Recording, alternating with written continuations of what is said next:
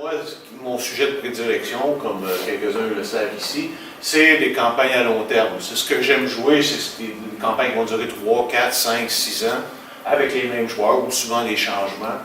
C'est ce qui m'intéresse. Fait que je dis, on peut l'adapter, elle peut l'adapter du côté du groupe, moi je peux l'adapter du côté comment rouler sa campagne pour être capable, parce qu'évidemment, de durer aussi longtemps, parce que là, on s'entend qu'après 5-6 ans, des fois, on peut perdre l'intérêt dans notre groupe, dans notre campagne, dans nos personnages. Donc, il y a plein de trucs qu'on peut utiliser pour garder ça frais.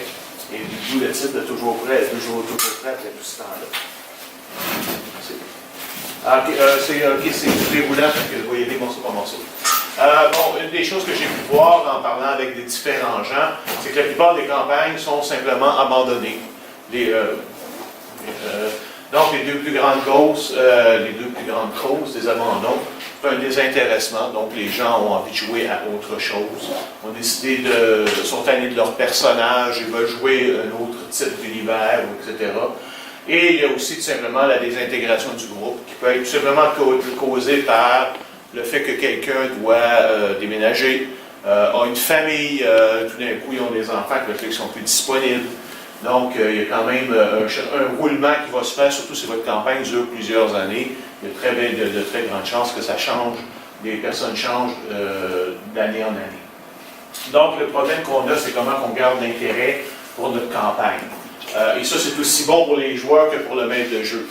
Parce qu'évidemment, les joueurs, eux autres, veulent continuer à jouer quelque chose d'intéressant, ils veulent se sentir continuellement challengés, ils veulent avoir du plaisir à jouer leur personnage, ils veulent que leur personnage évolue.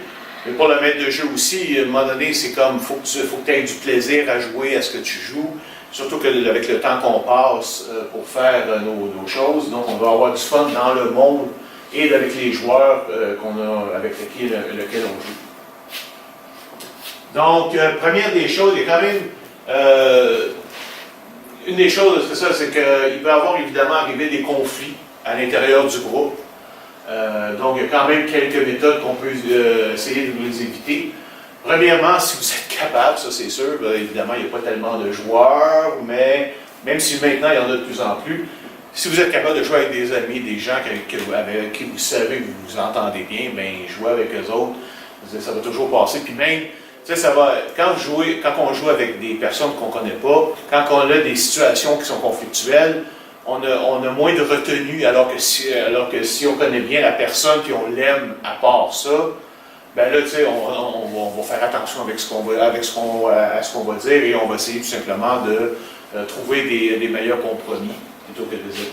Éviter des discussions sur la politique et la religion, mais en réalité, ce qu'on peut dire, c'est toutes les choses qu'on peut se dire, OK, moi je suis comme ça, toi tu es comme ça, parfait, c'est plus important.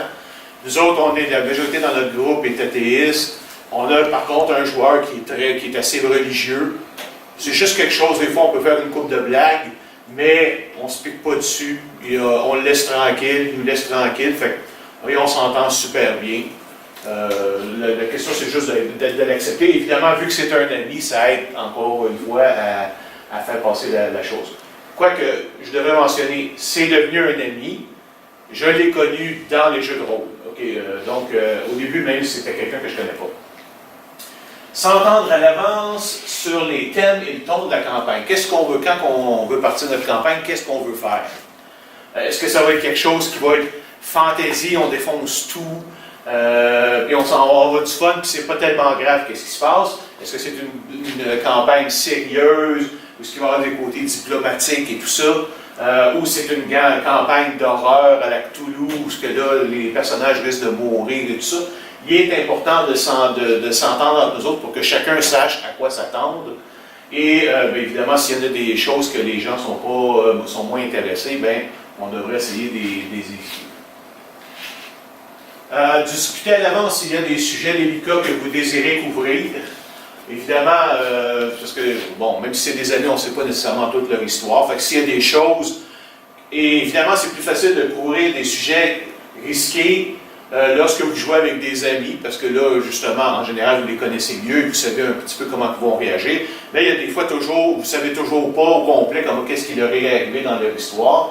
Donc, je regardais par exemple dans une de mes campagnes, je savais que j'allais dealer avec l'Holocauste pour, disons, certains aspects de la campagne.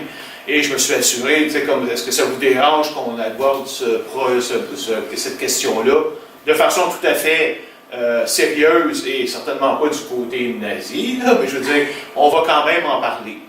Donc, est-ce que vous êtes d'accord avec ça ou on laisse tomber cet aspect-là? Et ils m'ont dit effectivement qu'ils étaient d'accord avec eux autres. Fait que, effectivement, c'est venu, mais comme je dis, on l'a traité de façon, je pense, correcte. Là.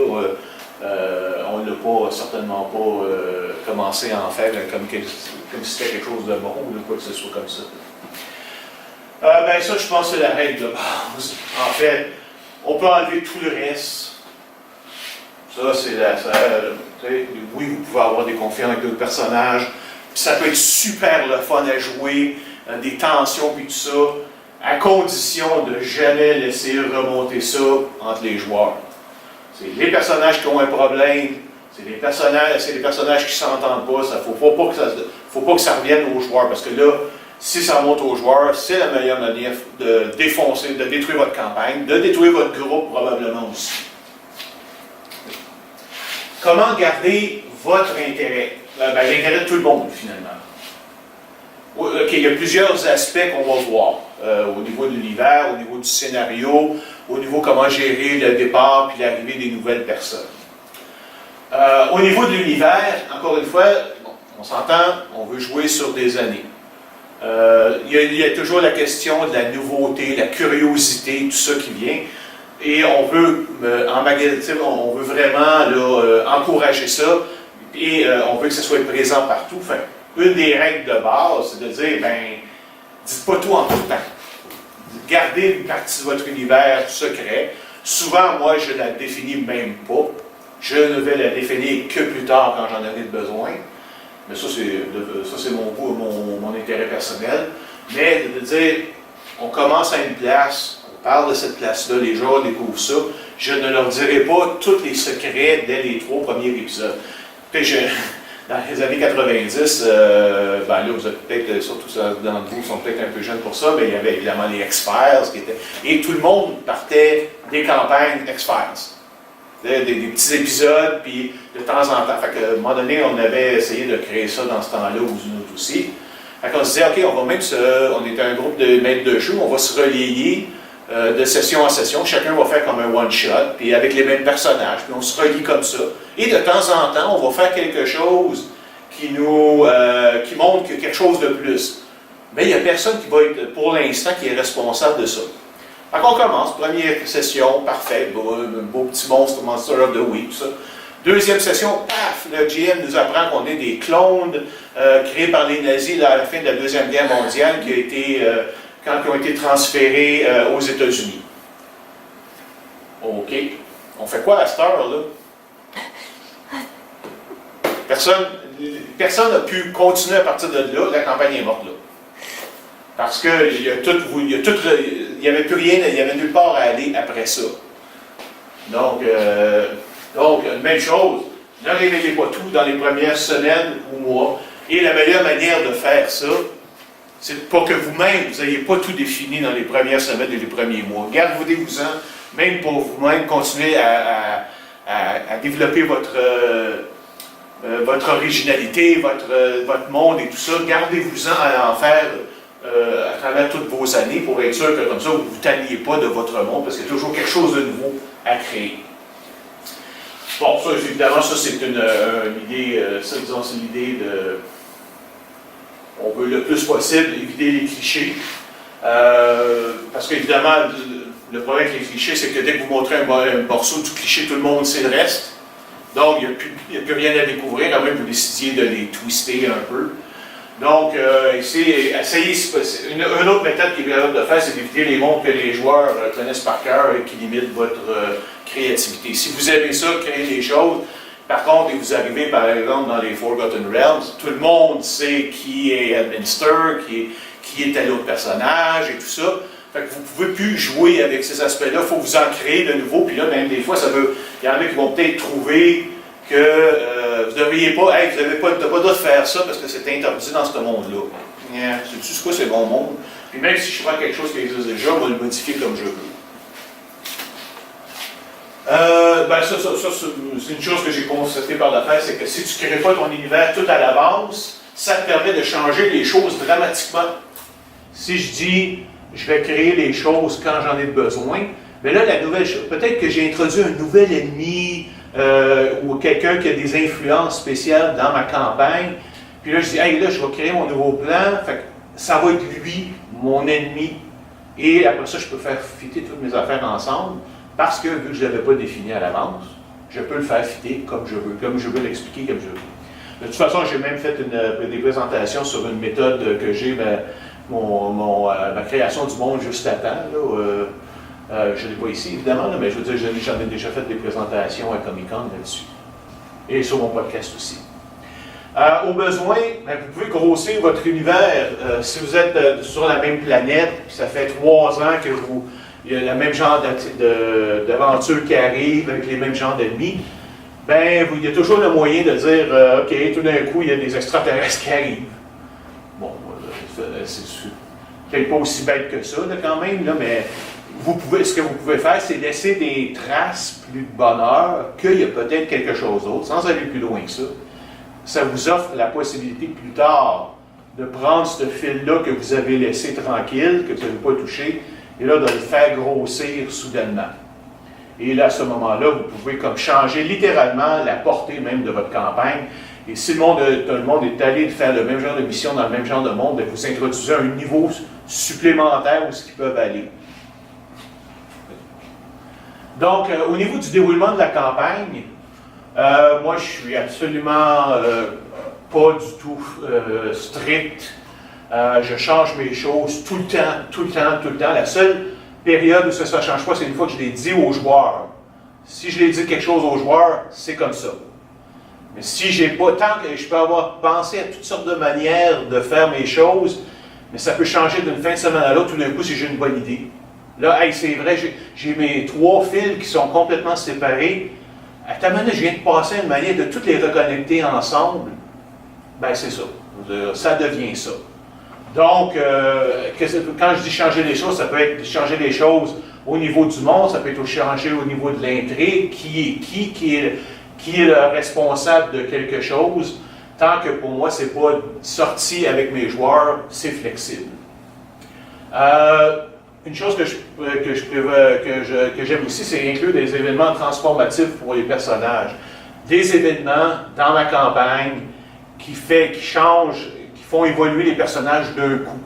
Un événement bizarre qui essaie, je ne sais pas, de produire ou d'empêcher, mais qui se produit pareil, qui change un peu, qui vont leur donner des nouveaux pouvoirs, qui vont leur enlever des nouveaux pouvoirs, des anciens pouvoirs qu'ils ont, des choses comme ça. Et ça en fait, c'est faire en sorte que, mais pas souvent. Fais ça 1 fois, 2 fois, 3 fois dans ta campagne de 2, 3, de 5, 6 ans.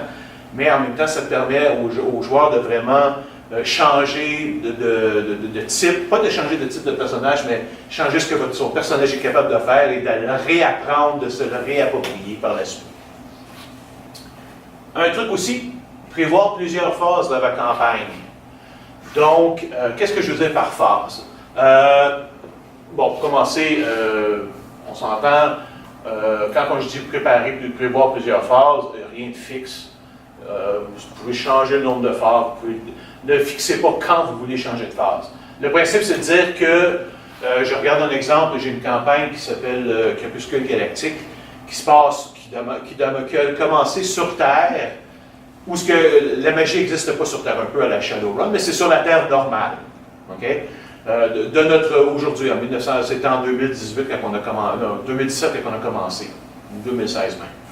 Et donc, la magie va revenir, je vais faire en sorte que la magie revienne sur Terre. Et après ça, ils vont découvrir, mes joueurs, que toute la galaxie existe dans une civilisation entièrement basée sur la magie, qui n'existe pas de technologie.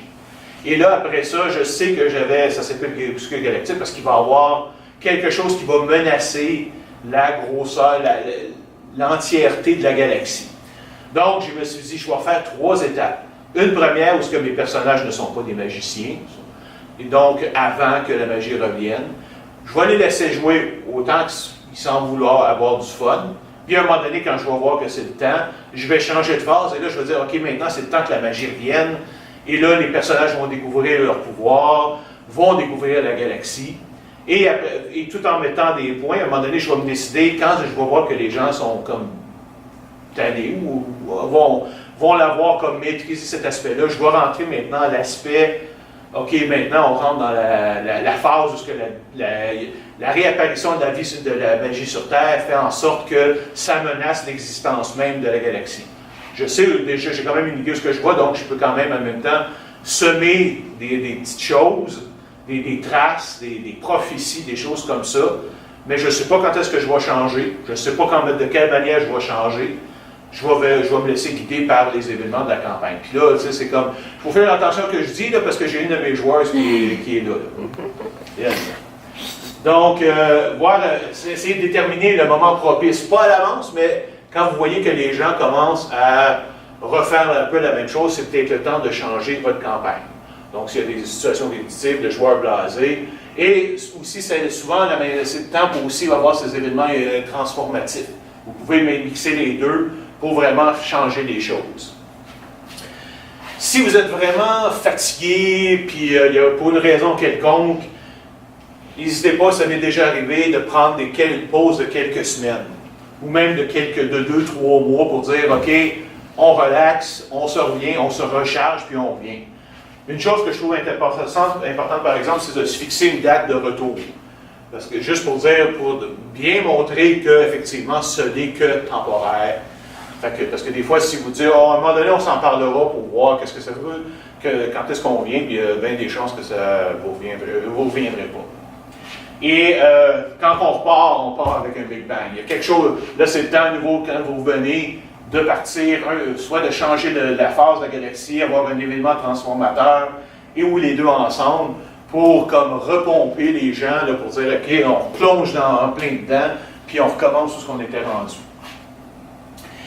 Si après ça, il n'y a rien à faire, vous trouvez que vous êtes tanné, le monde est tanné, il ne veut plus jouer, ou en tout cas, c'est peut-être tout simplement le monde est tanné, il n'y a plus rien à faire, et ne veut plus jouer. À ce moment-là, vous pouvez essayer de prendre la peine au moins de préparer un petit scénario de fin, là, et non pas juste l'abandonner. Évidemment, quand je joue une campagne, ça ne nous est jamais arrivé vraiment de dire, OK, là, on arrête dans 2 mois. Là. À un moment donné, on arrive, puis là, c'est comme on a joué 5 ans, puis 6 ans, puis là, c'est comme, je pense qu'on a fait le tour. Maintenant, c'est le temps de penser comment ça va finir. Et là, moi, je me laisse 6 mois pour finir ma campagne, pour lier tous les points que je veux et de tout relier ça ensemble pour finir. Parce qu'évidemment, le problème avec une fin de campagne, c'est que quand tu l'as joué pendant 6 ans, c'est comme un gros film. Si tu as joué un gros film pendant 3 heures, tu veux que la finale vaille la peine d'avoir duré 3 heures, que tu aies vu le film pendant 3 heures, ou Le Seigneur des Anneaux, même chose, après 12 heures, tu veux que la fin vaille la peine. Ben, c'est la même chose ici. Quand ça fait 5 ans que tu joues, tu veux que le monde s'en souvienne de ta fin. Et ça, c'est quand même un défi. Mais si tu te laisses un bon 6 mois pour y penser, puis comment tout remettre ça ensemble, et de trouver quelque chose qui va vraiment qui va indiquer clairement la fin de ta campagne, je pense que tu as des bonnes chances. Disons qu'on a eu une fin de campagne un petit peu spectaculaire dans la dernière qu'on a finie. C'était même pas prévu, mais en tout cas, ça avait été. On va s'en souvenir longtemps de cette fin-là. Au niveau des scénarios, ce que vous pouvez faire, évidemment, première des choses, varier vos types de scénarios. Pour faire ça, que ça soit agréable, il faut aussi que vous ayez des personnages qui soient capables de faire les différents types. Vous avez des personnes, évidemment, qui vont être consacrées sur le combat. Si je vais de façon juste générique avec des classes de D&D, vous avez besoin de votre fighter, vous avez besoin de votre thief, vous avez besoin de votre assassin, puis de votre mage, si vous êtes dans ce monde-là. Le fait de dire, c'est qu'à chaque fois que vous intégrez quelqu'un de nouveau, vous pouvez vous en servir pour introduire un nouveau type d'habilité, et donc ces nouveaux types d'habilités vous offrent des nouveaux types de scénarios. Dans la campagne, je disais que j'avais fini, on avait 3 joueurs pour commencer, qui étaient essentiellement, j'avais un ingénieur, j'avais un anthropologue, c'était une game dans les années 20, et un smuggler. quelqu'un Et donc, il n'y avait pas beaucoup de fighters, là, ils ne savaient pas beaucoup se battre, ils ne savaient pas beaucoup... ils ne savaient pas ils ne savaient pas s'infiltrer, ils ne savent pas comment dealer avec les autres beaucoup, etc., etc. Puis là, après ça, donc, il y a d'autres joueurs qui sont venus. Et là, on a introduit une espionne qui était la meilleure à séduire les gens. Après ça, il y a une thief qui est venue, une voleuse professionnelle qui est venue. Donc, ça m'a permis de rajouter ce genre de scénario-là à mon répertoire, qui fait que j'ai pu varier le type de mes scénarios. Et après ça, à la fin, j'ai une autre qui est venue pour jouer quelqu'un qui était très axé sur le combat, un agent du FBI. Donc, on a aussi pu rajouter ces aspects-là. Ça, c'est encore, comme je disais, tantôt, essayer d'éviter les répétitions. L'effet que je remarque souvent, c'est dans beaucoup de scénarios, au bout du compte, quand tu fais juste enlever les détails, leurs structures sont presque toutes pareilles. Puis des fois, il n'y a aucune raison d'être pareil. C'est juste le monde fait un peu ça peut-être par habitude ou par quelqu'un qui est, qui est pas plate, mais disons lazy, là, qui est paresseux. Essayez juste quand vous avez quelque chose qui vous semble tout à fait normal, banal comme scénario, essayez de faire un petit twist dedans qui fait que c'est différent comme avant. C'est différent d'habitude. Révélez jamais tous vos secrets. Toujours quelque chose. Et même quand vous faites les personnages semblent avoir réglé le problème, et c'est important que vous ayez vos personnages régler les problèmes, mais montrer qu'il y a quelque chose derrière ou ça mène ailleurs. Donc, l'aventure qui n'avait pas fini, vous vous offrez des possibilités plus tard pour y revenir si vous avez ça, si vous en avez besoin. Utilisez la même chose un peu, c'est utiliser la méthode de la pleure d'oignon. Donc, ils découvrent ce que la pleure externe est, là, ils réussissent à l'enlever en relevant le mystère, pour trouver une autre pelure d'oignon en dessous, qu'il va falloir aller chercher jusqu'à temps qu'il arrive dans le cœur. Et ça, quand il arrive dans le cœur, ça devrait être le climax de votre campagne. Oui, ça, je ne suis pas sûr que tout le monde est d'accord avec ça, mais moi j'ai ça. N'hésitez pas à changer le passé au besoin. Et là, je ne veux pas dire par là de changer ce qui s'est passé, de changer les faits, mais en changer les interprétations. Puis c'est là que l'idée de dire que je vais toujours changer. Ce que je veux dire, c'est, OK, il s'est passé telle chose. Au premier épisode, il y a une attaque sur la ville. Les personnages réussissent à la repousser. Ils trouvent que c'est telle personne qui ont réussi, qui a mené l'assaut. Ils ont réussi, ils ont sacré une volée, ils ont gagné. Plus tard, de dire, ouais, il y a peut-être quelque chose que je peux faire avec ça, mais qu'est-ce qui arriverait si, oui, effectivement, l'assaut vient de cette personne-là, mais il y avait quelqu'un derrière qui le menait, qui a changé les choses. C'est-à-dire qu'on va changer pas comme je dis, pas ce qui s'est passé, mais la raison pour laquelle ça s'est passé. Donc, finalement, peut-être que la personne qui a fait l'attaque pensait effectivement qu'elle faisait une chose X, mais qu'en réalité, quelqu'un la manipulait pour faire quelque chose, pour une raison différente. Et là, donc, ça emmène en même temps, ça vous permet de revenir sur des éléments qui sont déjà passés et de les réinterpréter avec les personnages pour comprendre, c'est vrai, c'est ça, pour ça qu'ils en réalité nous ont attaqué. Alors, quelque chose qui semblait tout à fait comme random au début, parce que c'était probablement random quand on y a pensé, c'était juste quelque chose qu'on les mettait sur place, qu'on les faisait pour les mettre ensemble. Mais là, soudainement, ça prend une tournure beaucoup plus sinistre. Il y a quelque chose, il y avait un complot derrière ça.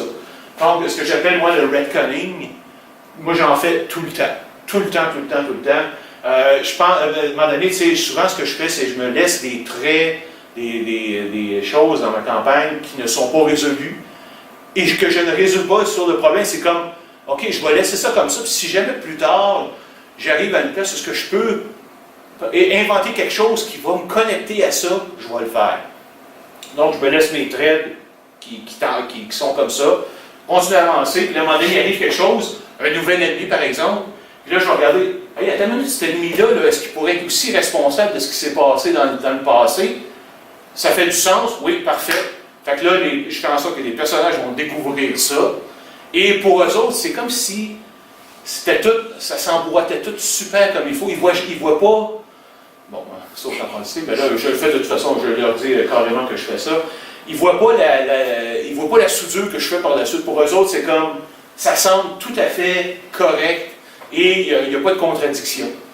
Donc, à ce moment-là, en même temps, ils voient ça comme une grosse chose qui se bâtit au fur et à mesure, dans laquelle ils savent que c'est cohérent, même si on l'invente au fur et à mesure, et en même temps, donc, reste intéressé, reste attaché à ça. OK. Maintenant, il y a des choses sur lesquelles on ne peut rien faire.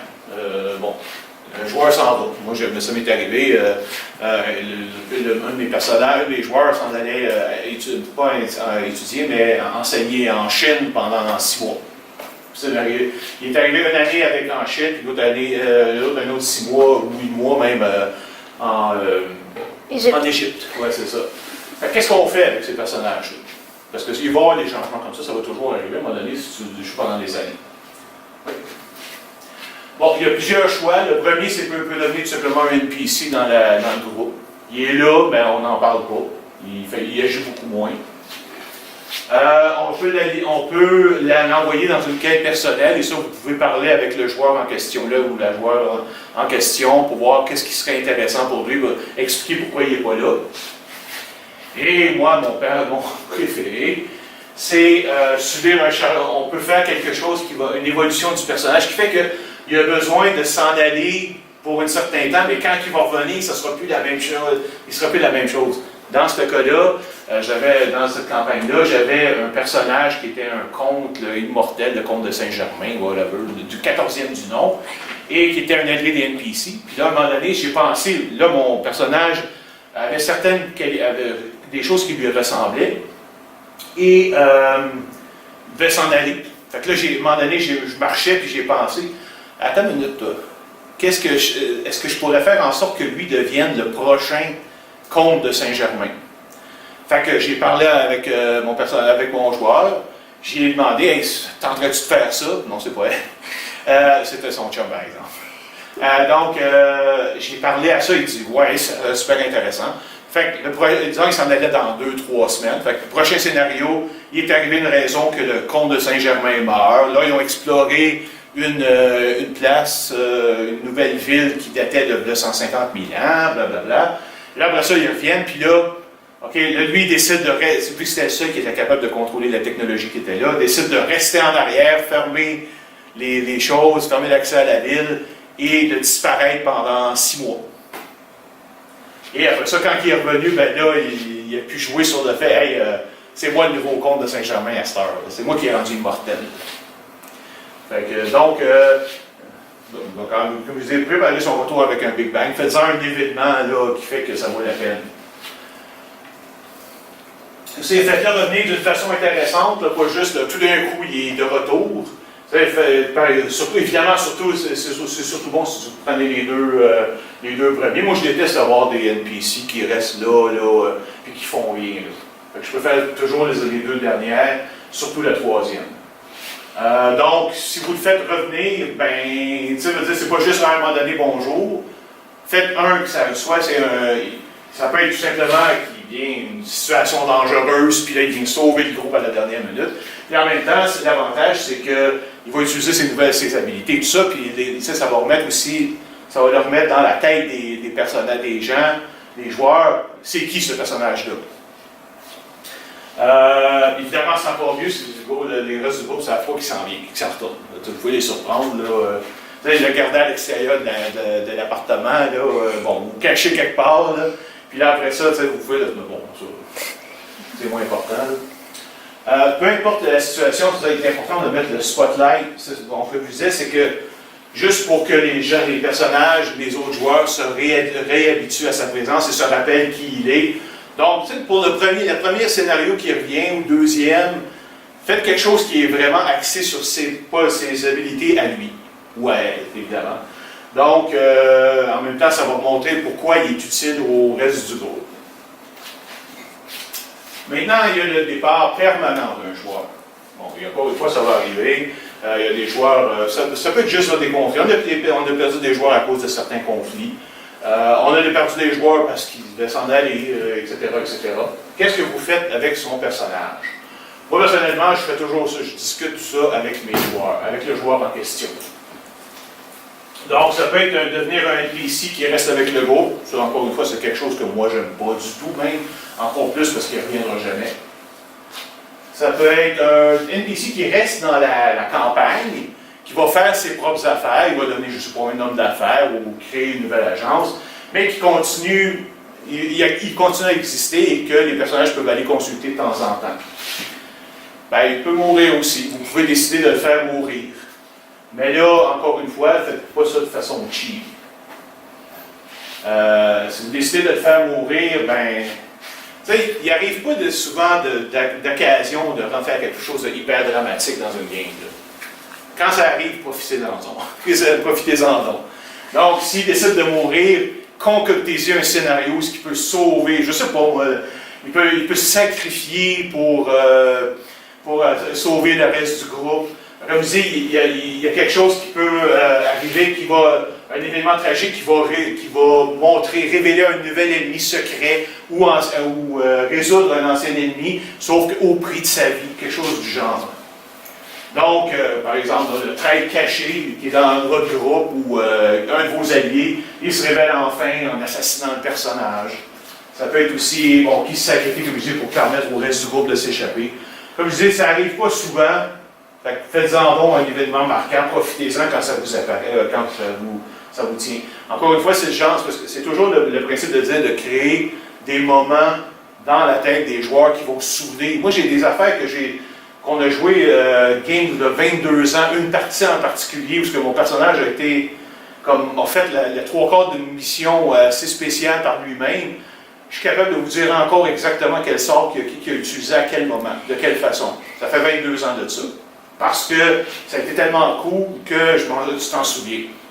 Mais ça, c'est le genre d'événement aussi qu'on peut faire. Donc, évidemment, il y a le joueur qui peut s'en aller. Mais là aussi, ça veut dire que souvent, on va essayer d'aller trouver un nouveau joueur pour le remplacer. C'est toujours délicat pour un groupe stable, une compagnie à long terme, parce que là, évidemment, la personne, on comprend que là, la personne va vraiment s'intégrer à un groupe existant et s'intégrer à un monde qui existe déjà. Fait qu'elle n'a pas nécessairement de mots à dire sur le type de campagne, parce que la campagne a déjà commencé depuis un certain temps. Donc, évidemment, il faut être clair vraiment quand tu lui présentes, être sûr qu'elle est vraiment intéressée. Et que les gens, c'est ça, c'est trouver des intéressés parmi les gens que vous connaissez. C'est toujours le même principe de jouer avec ses amis. Si vous n'en avez pas, je veux dire, évidemment, les réseaux sociaux et les sites de web, jeux de rôle sont une excellente source. Moi, en fait, quand j'ai commencé mon nouveau groupe pour devenir maître de jeu, il y a 15 ans à peu près, je les ai rencontrés, c'était un groupe de la compagnie du jeu que j'utilise, mais c'était tout qui est américaine, mais c'était tout du monde de Montréal. Ils ont répondu à mon appel, puis on s'est rencontrés, puis on s'est formés. Le groupe a beaucoup changé jusqu'à temps qu'on enlève ceux qui n'étaient pas bien, qui n'étaient pas un bon fit. Là, j'ai 2 groupes en même temps que je joue, là, puis je veux dire, avec un bassin de 8 ou 9 joueurs, et ça va super bien, on n'a plus aucun problème avec ça.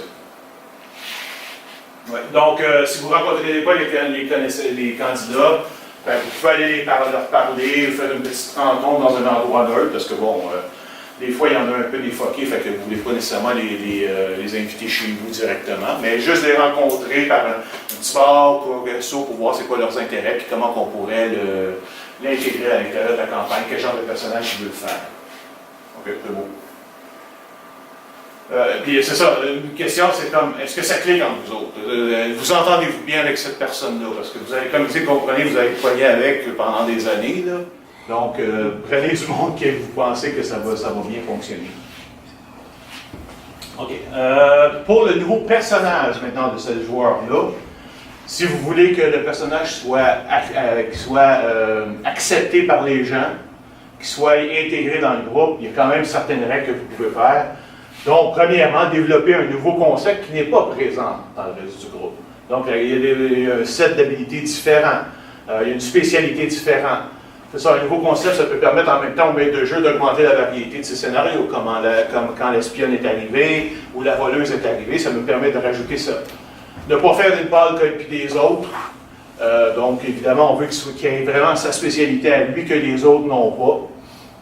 Si vous jouez par exemple avec des pouvoirs surnaturels, choisissez 101 qu'aucun joueur n'a. Je me souviens d'une campagne où on avait des personnages très puissants et il y a un nouveau personnage qui est venu nous joindre, mais il n'était pas.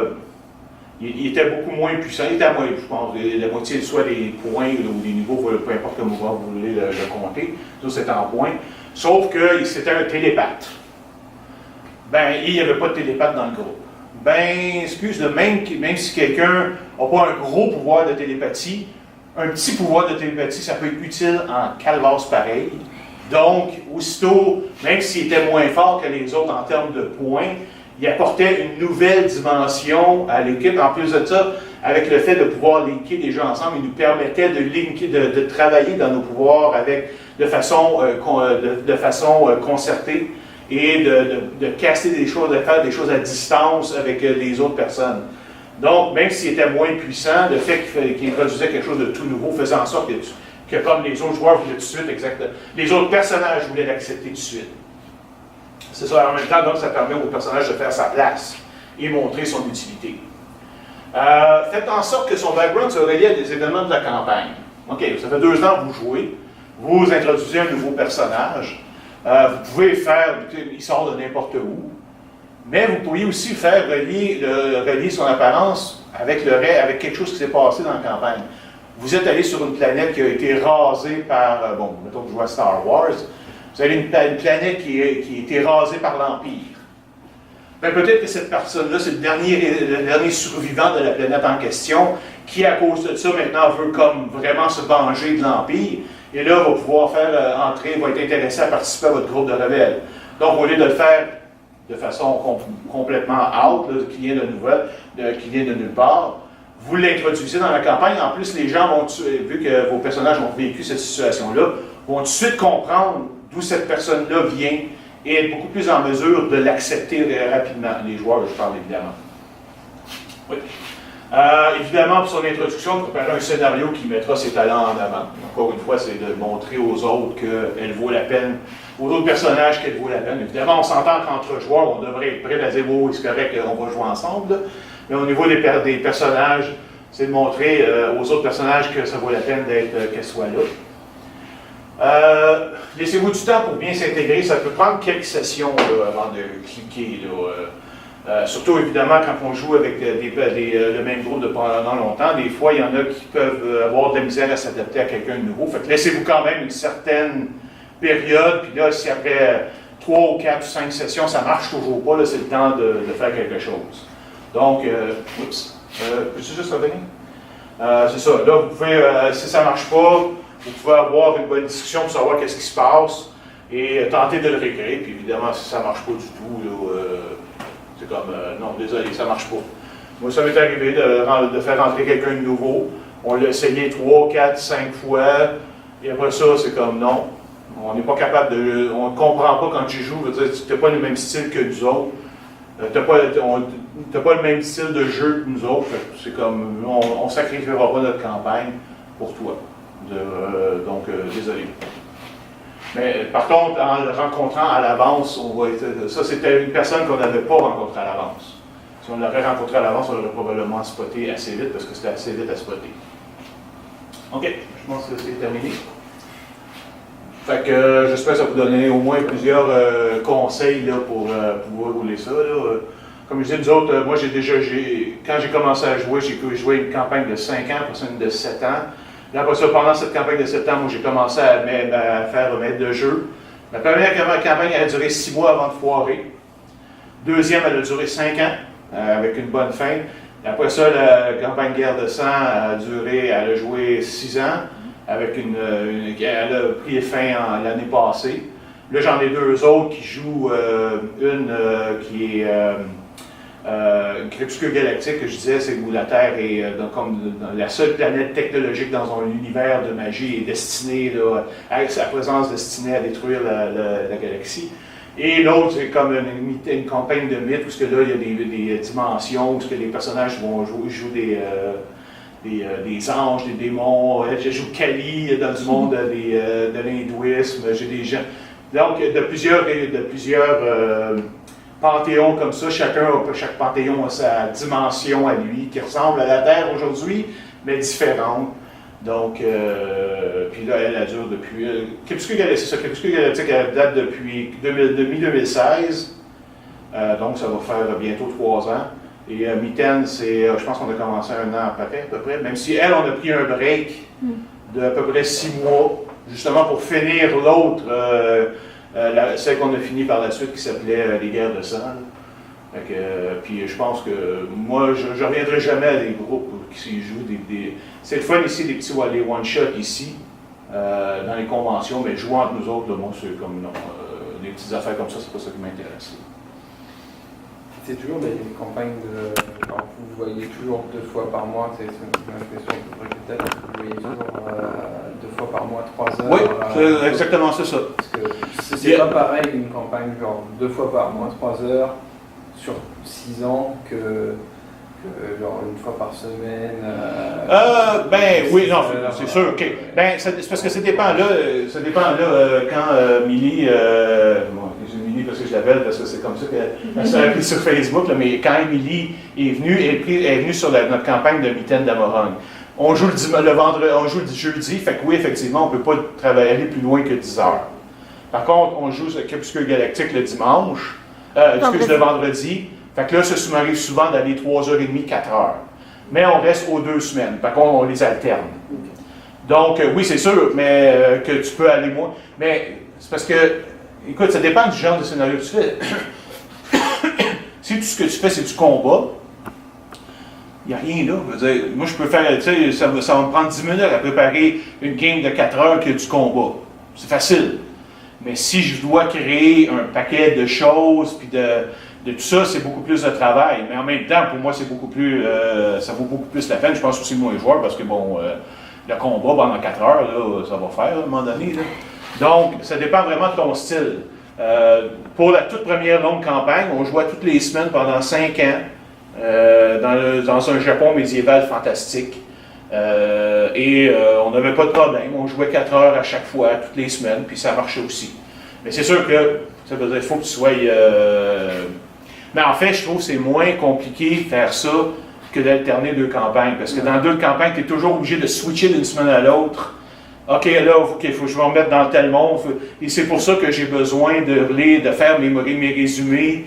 Comme elle disait, on fait beaucoup de résumés, j'enregistre mes parties, je fais pas des transcriptions complètes, mais au moins des résumés complets pour que, après ça soit plus facile de revenir en arrière. Parce que là, on joue encore une fois toutes les 2 semaines. Fait que, tu sais, des événements qui sont peut-être différents qu'une distance de 10 minutes dans la game, ça fait 2 semaines que tu les as joués. Là. Les joueurs s'en rappellent peut-être pas. Et des fois, surtout si tu fais des intrigues assez complexes, tu as besoin qu'ils se rappellent exactement de ce qui s'est passé avant pour après ça faire des connexions, faire des raisonnements. Parce que s'ils ne s'en rappellent pas, ça ne donnera rien. Même si normalement ils s'en rappelleraient, ils ne s'en rappellent pas purement parce que la game s'est jouée à toutes les 2 semaines au lieu de tous les jours. Si je peux rebondir sur la question du nom d'heure, tout ça, moi ce que j'ai appris dans mes recherches, c'est que il y a une différence entre 3 heures sur, mettons, peu importe la variété de ton objectif avec ton groupe, puis mettons les gens qui durent comme 6-8 heures. Actuellement, 6-8 heures, tu ne fais pas ça 1 fois par semaine nécessairement, tu fais ça peut-être par mois ou par 2 mois. Et qu'est-ce qui va engager les gens à revenir, en fait, c'est surtout quand tu finis sur un cliffhanger. Le fait que tu as un projet ou qu'il y a quelque chose qui n'est pas fini va rester plus longtemps dans ta tête, tu vas y penser constamment, contrairement à quelque chose qui est clos et fini. Donc, il y a ces petites mécaniques-là, tu te dis, OK, 3-4 heures, c'est peut-être proche, peut-être, mais si tu finis sur un cliffhanger, tu fais, ah, mais là, les gens vont faire, ah, mais là, on va peut-être mourir le prochain, comme, qu'est-ce que je pourrais faire, c'est comme un peu dans le méthode, tu te racontes un peu d'histoire, tu fais comme, OK, guys, comment on va faire? Donc, il y a cette anticipation aussi, contrairement à, moi, je l'ai fait souvent, là, les samedis, là, 2 fois par mois, on était là de 10h jusqu'à 8h, puis on jouait Star Wars, puis aujourd'hui, je trouve ça fort. Parce que c'est le fun de voir ses amis, mais juste pour jouer pendant 8 heures? Non, moi non plus, c'est rendu trop, parce que comme je dis, étant donné qu'on joue des parties quand même qui sont quand même involved. Tu veux dire, il y a quand même il faut penser, puis essayer de faire des choses, qu'est-ce qu'on fait par la suite, qu'est-ce qui s'est passé, analyser tout ça. Tu peux faire ça pendant 3 heures, je ne peux pas faire ça pendant 8 heures. C'est impossible. Là. Je veux dire, à un moment donné, le monde va te déconnecter, puis là, tu vas les perdre. Donc là, à moins de rentrer, après ça, faire 4 heures de ça, puis après ça, un combat, juste 4 heures de combat, mais je préfère encore avoir 3 excellentes heures de jeu que d'avoir un 8 heures qui, là, bon, ouais, peut-être, là, à un moment donné, on est tanné, là. Mais aussi, ça va avec l'âge, hein, je veux dire, quand j'étais jeune, c'est sûr que les games de 12 heures, on peut le faire, excuse, je plus à mon âge. On n'a plus le temps. Juste pour comprendre le contexte, moi, actuellement, je fais mes games, c'est 4 heures une fois par semaine. Ouais. Ils sont justement pas du tout ciblés sur le combat, on se concentre plus sur l'histoire. Mais c'était juste pour comprendre le contexte. Bon, ok, on parle bon. d'année, 5 ans, et c'est ce que je dis, c'est 5 ans, 3 heures, tout aux 2 semaines, c'est pas la même chose que. L'affaire, c'est qu'il faut pas que tu partes avec l'idée, je pense, de dire je vais durer 5 ans. Ouais, tu pars avec un concept comme il dit, moi, comme on racontait dans l'affaire tantôt, dans le panel tout à l'heure, si, quand tu penses à une campagne, un setting de campagne, si tu n'as pas 15-20 idées de scénarios différents tout de suite, là, OK, hey, si je fais ça, je pourrais faire ça, au clair, je veux dire, fais pas ça parce que ça veut dire que c'est trop limité. Moi, si j'arrive, OK, là, en fait, c'est arrivé, j'avais commencé une campagne rédemption. Ça se passait, l'épisode principal était bien intéressant, mais à chaque fois, j'essayais de temps en temps de passer avec ce qui allait se passer après le reveal là, bon, sans aller dans les détails, le reveal que je voulais faire, j'essayais de voir qu'est-ce qui se passe après, puis j'avais bien de la misère à visualiser quoi que ce soit. C'est un bon point, par exemple, parce que tu dis dans le contexte que vous êtes des personnes qui travaillent, que vous avez une vie, etc. Ouais, c'est quand même intéressant de se dire, vous avez mis un 3 heures qui peut-être est plus concentré qu'un 6 heures, par exemple, mais c'est quand même intéressant de se dire, OK, sur 5 ans, ça veut dire 2 fois par mois, donc 24 par année. Donc, tu sais, comme je trouve ça intéressant, effectivement, que ça prend de l'espace puis du temps d'un point de vue extérieur. Mais une fois que tu es dedans, peut-être que tu ne vois plus ou tu conceptualises plus. Écoute, si mes joueurs commencent à dire, hey, il est à l'heure, on est tanné, là, moi, c'est comme, j'ai pas fait ma job. Première prochaine, franchement. Là. Mais aussi, fait qu'il y a quelque chose à repenser pour là-dessus. Donc, je veux dire, tu vas avec ce que les joueurs sont capables de faire. Si au bout de 3 ans, tu penses que tu es arrivé au bout de ce que tu avais à raconter là-dedans, tu arrêtes. Comme je dis, tu prépares ta finale. Parce que des fois, tu sais, justement, j'avais, quand la première grande campagne que j'ai terminée, puis un commentaire, un de mes joueurs, il dit, sais-tu, il dit, ça fait longtemps que je joue, il dit, c'est la première fois que je joue une campagne se finir. Parce que des fois, parce qu'il faut dire que moi, c'est ça, il y a 2 types de campagnes à long terme. Il y a des campagnes où c'est juste une liste de scénarios, comme par exemple dans les Adventures League, où tu sais, tu augmentes de niveau, mais les aventures souvent sont indépendantes les unes des autres. C'est juste les joueurs, les personnages qui se révèlent, qui se gardent. Il y a le type de campagne où ce que moi je préfère, c'est vraiment tu as un conflit ou une situation quelconque qui arrive qui va couvrir peut-être un milieu, un début puis une fin. À un moment donné, il faut que tu aies quelque chose qui se passe au début, puis à la fin, il faut que tu vas finir par la régler, cette affaire-là. Donc, à ce moment-là, c'est beaucoup plus facile de voir, OK, quand j'arrive, OK, on est tanné, bien là, OK, quel scénario je fais pour la fin? Tu sais qu'est-ce que tu dois faire pour la fin. C'est juste maintenant comment tu vas le faire qui reste à décider. Si tu fais juste une campagne ouverte ou que c'est juste une liste d'aventures après une autre, tu peux arrêter n'importe quand parce que c'est juste une liste d'aventures après une autre. Comme on est tanné, ben on arrête. Alors que donc c'est beaucoup moins problématique. Mais si tu fais ça dans une campagne où c'est une grosse histoire, ben là, effectivement, tu arrives avec les. Tu sais, c'est comme si tu regardais Lord of the Rings puis tu pouvais pas voir Return of the King. Comme, ben là, OK, je veux bien, là, mais c'est plate quand même. Là. Je voudrais bien savoir comment ça finit. OK, je pense que oui, il va être pas mal de temps parce que là, il faut aller. Juste un commentaire. Oui, vas-y. Parce que, en fait, je pense que un des éléments qui est très important là-dedans, c'est de mettre beaucoup d'importance sur les épaules du maître de jeu, pour qu'il soit stédé au courant de ça. Pour que tout le monde soit aussi à l'aise de ne pas être maître de jeu. Fait qu'il faut que tu Oui, sois, absolument. Oui. Parce qu'à un moment donné, il pourrait faire comme, ben là, j'aimerais ça être maître de jeu moi aussi, puis j'aimerais ça comme changer l'univers, je vais nécessairement continuer dans le titre. Oui. Fait qu'il faut avoir un groupe qui se prête. Oui, absolument, je suis d'accord avec toi, c'est pas tous les groupes. Parce que c'est l'épuisement du maître de jeu, ça peut arriver aussi. Parce que ça demande du temps. Et à l'évidence, tu es capable de soutenir la cadence. Ça, mais j'entends pas ça souvent quand même. Il y a des campagnes qui sont aussi longues que celle-là. Ben, en fait, ça nous a aidé un peu, c'est qu'on a un de mes joueurs qui aimait être maître de jeu, fait qu'il a voulu partir sa campagne. C'est plus straight, on a joué à Kingmaker de Pathfinder.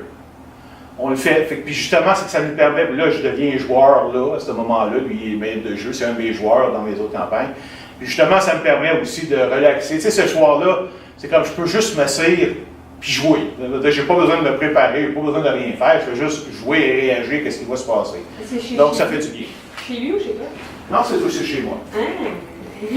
Ah, ça, ben écoute, Ton lieu. c'est ça exactement. J'ai l'impression qu'un des ingrédients qui pourrait être là, c'est justement d'avoir un système dans lequel un autre joueur peut prendre. Tu parlais de pause, là, par exemple. Oui. Il pourrait avoir un système aussi, c'est quelqu'un d'autre qui est le maître de jeu pendant cette période. Oui, en fait, oui, il y a beaucoup de groupes qui font ça. Comme je dis, comme elles l'ont montré, on a chacun nos méthodes, ça dépend.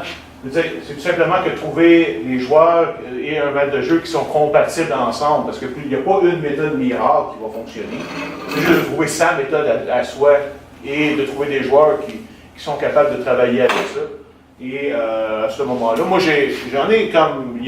Stéphanie, elle veut essayer de devenir maître de jeu. Je pense que Tali aussi veut essayer. Cool. Puis bon, une des choses que j'ai beaucoup de chance, c'est que j'ai un groupe très varié.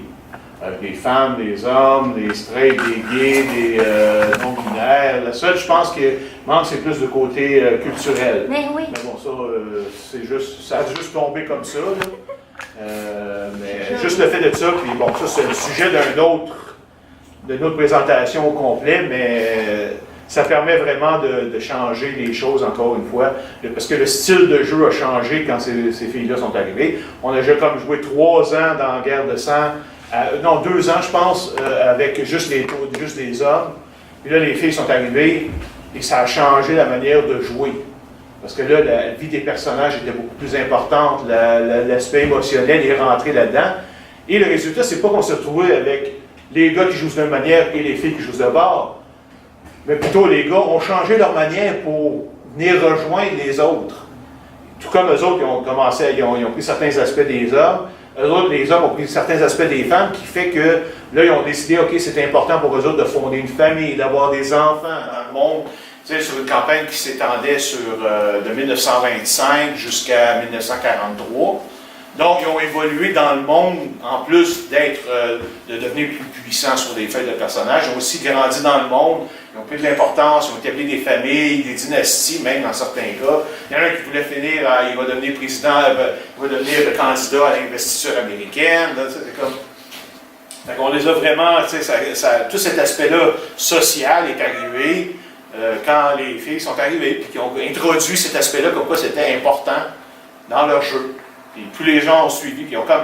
Littéralement, les gars me disent, ça a fait élever leur niveau de jeu, tout simplement. Voilà. C'est tout un aspect. Bon, on va donner une clap. Merci.